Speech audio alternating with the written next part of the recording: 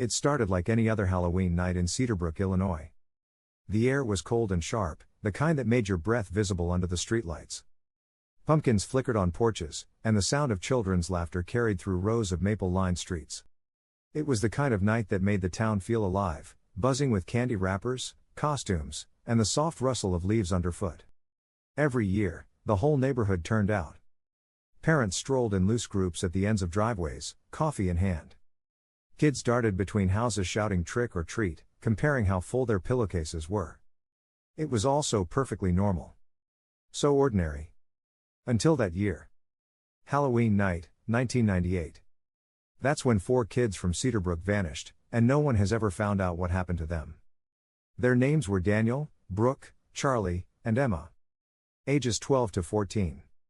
They were best friends, the kind of inseparable group you'd always see biking down the street or hanging out at the convenience store after school. They lived within 3 blocks of each other and had been planning their Halloween route for weeks.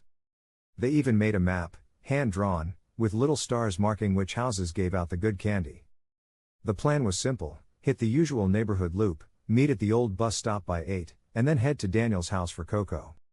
It was supposed to be their last Halloween together before high school.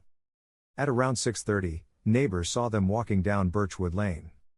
Daniel was dressed as a skeleton, Brooke as a black cat, Charlie as a pirate, and Emma wore a simple witch costume. They were laughing, running from house to house, taking turns ringing the doorbells.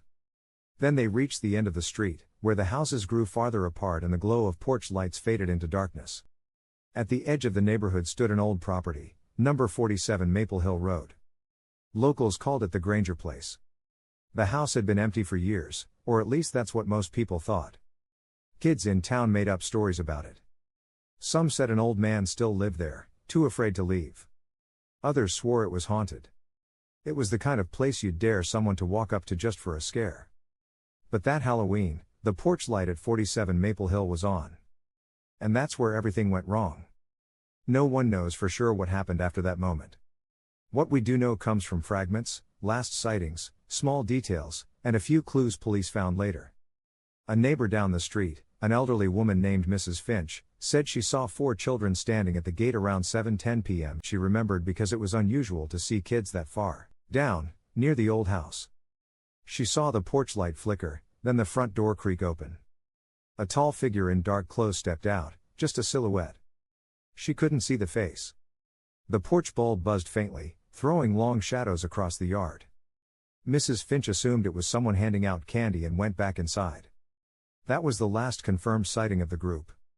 When Daniel's mom called the other parents around 8:30 asking if their kids had made it home, every answer was the same: no. At first, everyone thought they were just running late. Maybe they'd gone to a friend's house, or were sitting on a driveway sorting candy. But by 10 o'clock, panic started to set in.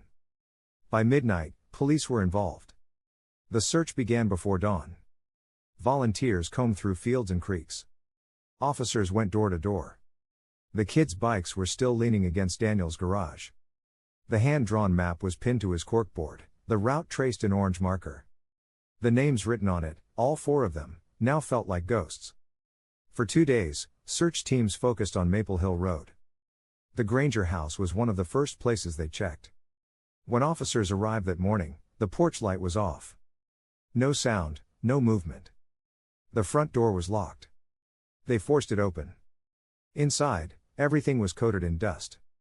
Furniture draped with yellowed sheets. Spider webs thick in corners. The air smelled of rotten insulation. In the kitchen, police found several recently purchased canned goods, modern brands, not expired, suggesting someone had been there within weeks. But there was no sign of the children. Dogs were brought in, along with cadaver units and helicopters equipped with thermal cameras. No definitive trace. The basement was empty, the attic too. The only clue was a set of adult footprints behind the house, leading into the woods. They continued about 50 yards, then vanished where the ground turned to gravel. From there, it was like whoever, or whatever, had been there simply disappeared. The story spread fast. News vans lined Cedarbrook streets, reporters filming live updates in front of the house. Neighbors whispered in small circles, as if the whole town had fallen under a spell. Parents kept their children home from school.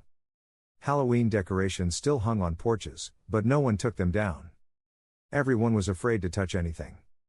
Police chased hundreds of leads, a sighting of a blue van, reports of someone burning trash in the woods, even rumors of an old drifter seen nearby. None went anywhere. After 10 days, the search scaled back.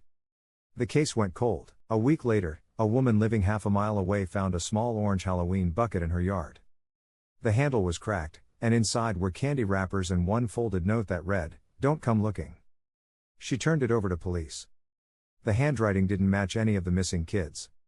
Investigators dug into the history of the Granger House. The property had belonged to a man named Walter Granger, who died in 1983. His brother sold the home to an out-of-town buyer named Howard Ricks. Ricks lived there less than a year before abruptly vanishing. Utilities stayed active for a few months, then shut off. For nearly 15 years, the house sat empty. Neighbors claimed they'd sometimes seen lights in the windows. A few even said they'd glimpsed someone moving in the yard. But no one ever called the police. Everyone assumed it was just kids telling ghost stories.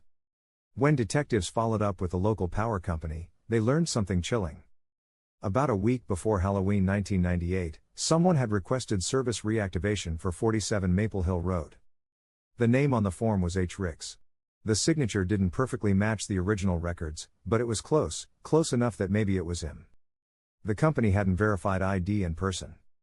The request had been made by phone. Whoever called had prepared for that night. Years passed, and the story faded.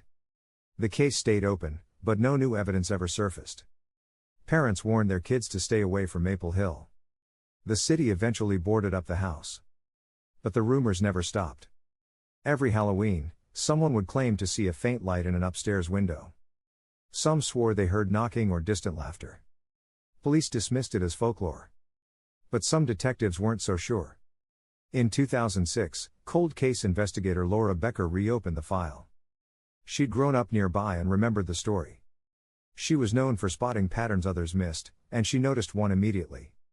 In 1997 and 1999, the years before and after Cedarbrook's disappearances, 2 other Halloween night kidnappings had occurred in neighboring towns, both about 50 miles apart.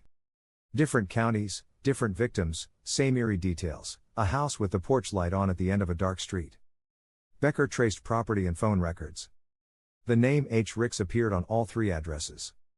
She filed a request to reopen the case as part of a potential serial pattern. The department denied it, no physical evidence, no living suspect. She retired in 2013, convinced the truth was buried somewhere in those woods. 4 years later, the town finally demolished the Granger House. A small playground was built on the cleared land, Maple Hill Park. Families started bringing their kids again. The story became something people whispered about but didn't quite believe. Then, during construction, workers dug into the old foundation and unearthed a rusted metal box. Inside were several water-damaged Polaroid photos. Most were too blurred to identify, but a few still showed recognizable images: porches, candy buckets, costumes. The final photo captured the front of the Granger house. The porch light glowed softly in the dark. 4 small figures stood near the gate. The photos were sent for forensic testing, but there were no usable fingerprints. The negatives were gone. Whoever took those pictures had been documenting Halloween nights for years, maybe decades. Police couldn't confirm if the kids in those photos were the missing 4. For the families, it didn't matter. The discovery reopened wounds they'd tried to let heal. After that, the town stopped celebrating Halloween for a while. Parents refused to let their kids trick-or-treat. Streets stayed dark.